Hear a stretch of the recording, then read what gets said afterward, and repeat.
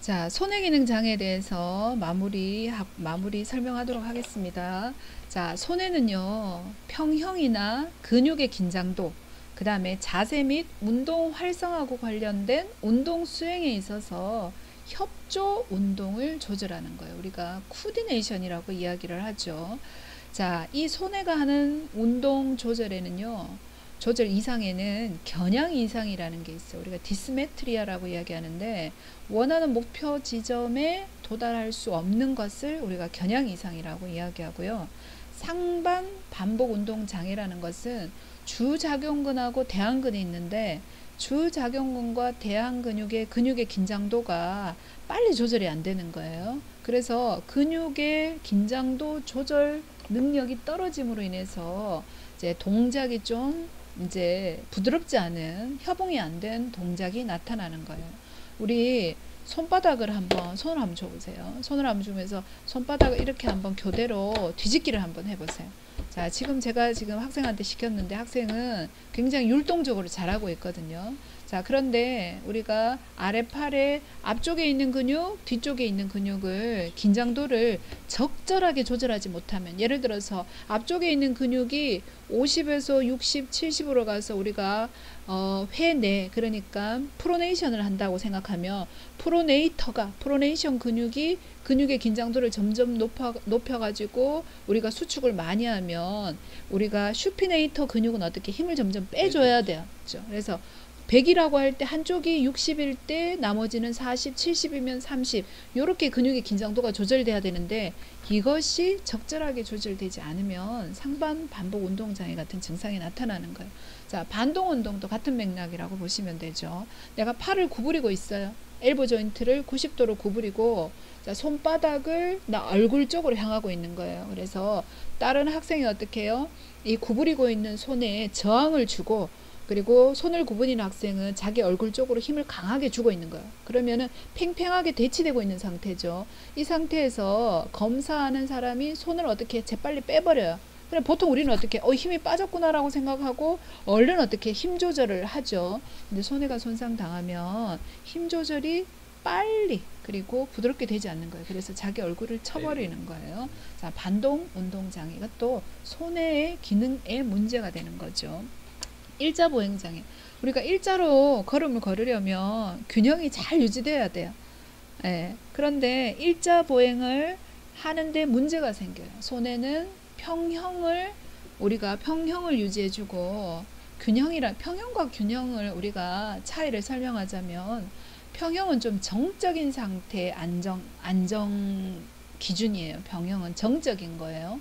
그에 반해서 균형은 동적인 것이에요. 동적인 것. 자, 그래서 어떤 기준점이 있잖아요. 그 기준점을 딱 맞춰가지고 정적으로 유지되어 있는 것. 이건 좀 극단적인 얘기는 한데, 책상 위에 예를 들어서 엄청 큰 박스가 하나 놓여져 있어요. 근데 박스도 자리를 유지하고 있고, 책상도 어떻게 해요? 자세가 유지되어 있는 상태. 이거는 이제 완전히 힘의 평형인 거예요.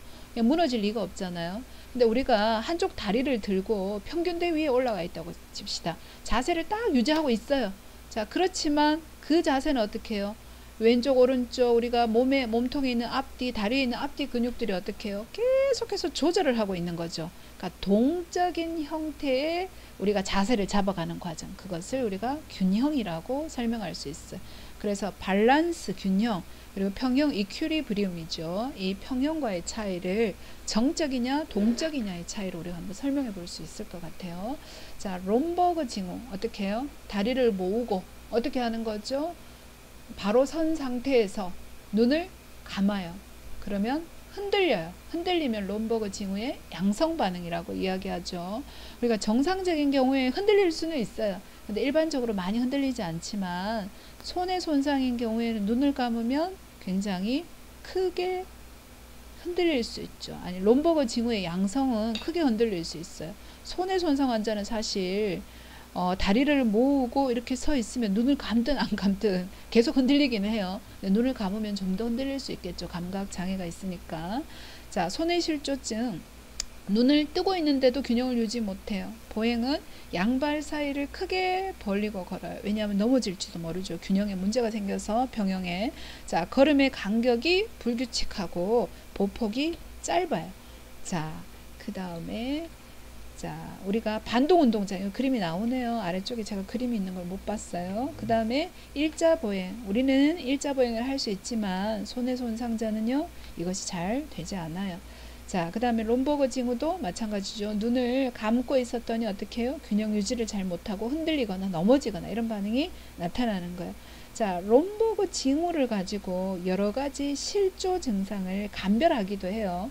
자, 정상을 한번 봅시다. 눈을 뜬 경우에 휘청거리지 않아요. 자, 눈을 감아도 정상인은 휘청거리지 않아요.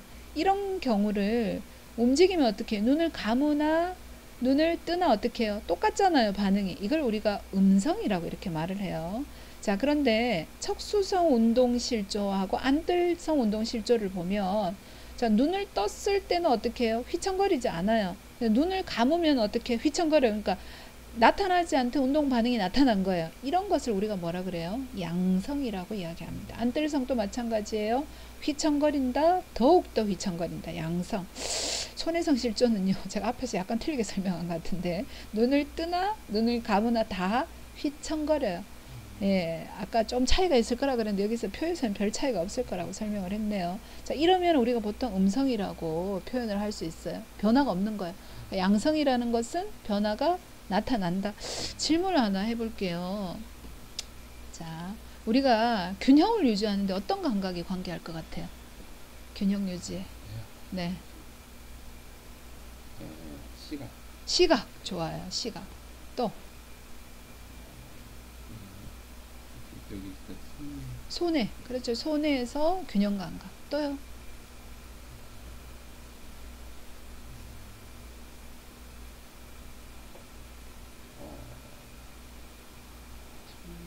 청각?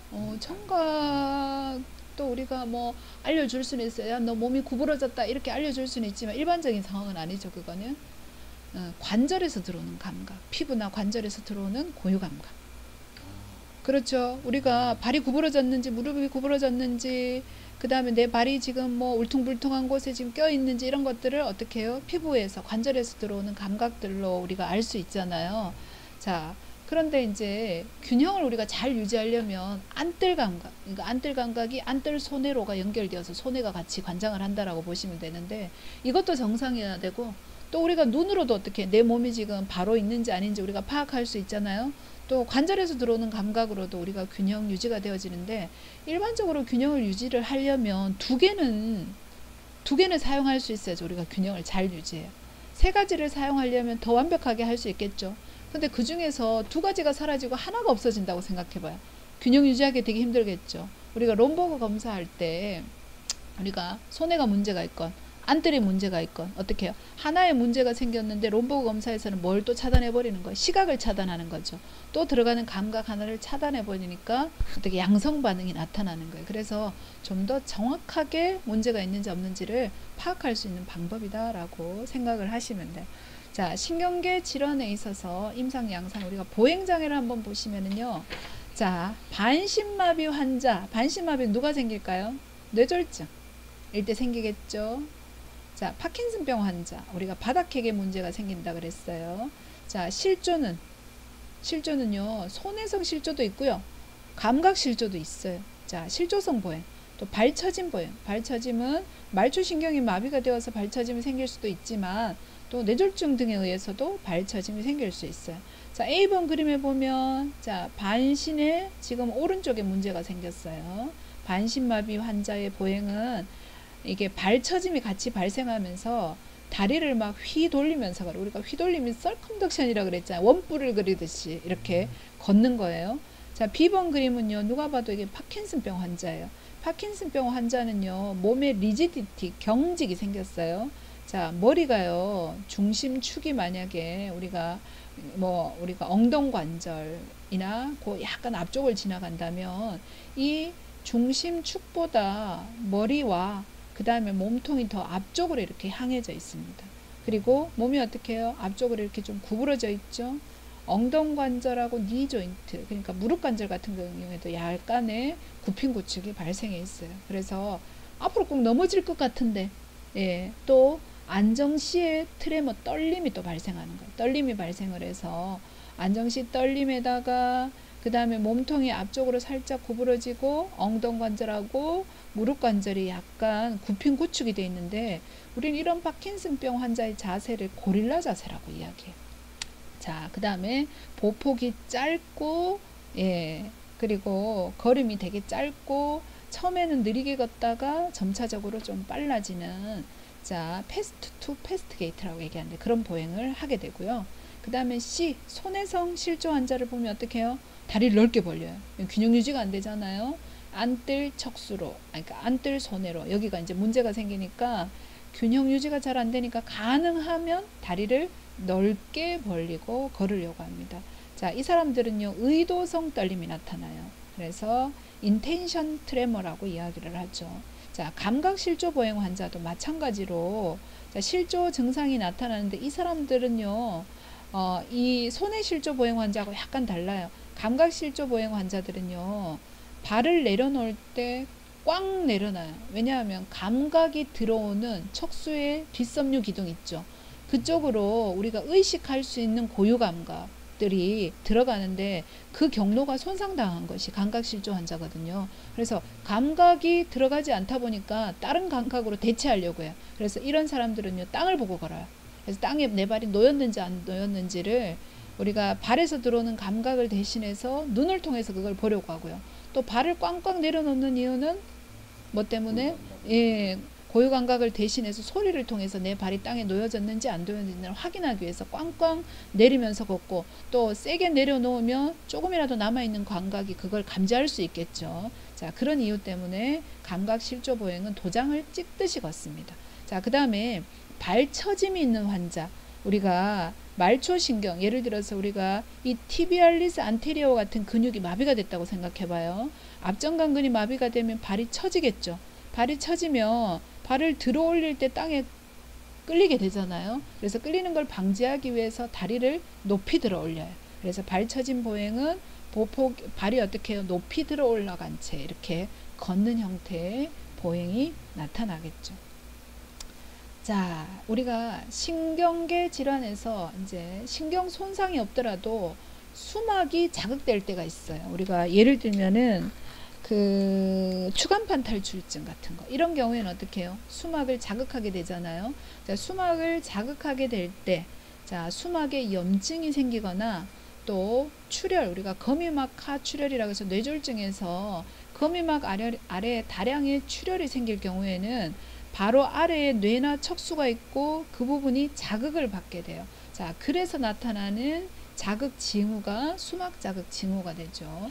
염증이나 출혈로 과도하게 예민해진 수막과 척수 신경에 긴장을 유발하게 되어서 나타나는 거예요. 그래서 목이 뻣뻣해지는 거예요. 목에 경직이 나타나고, 또 케르니게 징후라 그래서 우리 B번의 그림에 보면 다리를 들어 올린 상태에서 구부렸다 폈다 하면 어떻게 해요? 이제 통증이 나타나는 거죠. 또 브루진스키 징후는 바로 누운 상태에서 무릎을 구부리고 목을 이렇게 들어 올리면 뒤쪽이 뻣뻣해지면서 경직이 나타나요. 목경직 징후, 목이 뻣뻣해지는 걸 이야기하죠. 그래서 여러 가지 뭐 염증이나 출혈 때문에 이제 뇌와 척수를 싸고 있는 막이 굉장히 민감해진 상태일 경우에는 목 경직이나 케르니그 징후나 브루진스크 징후 같은 이런 수막 자극 징후가 나타날 수가 있어요.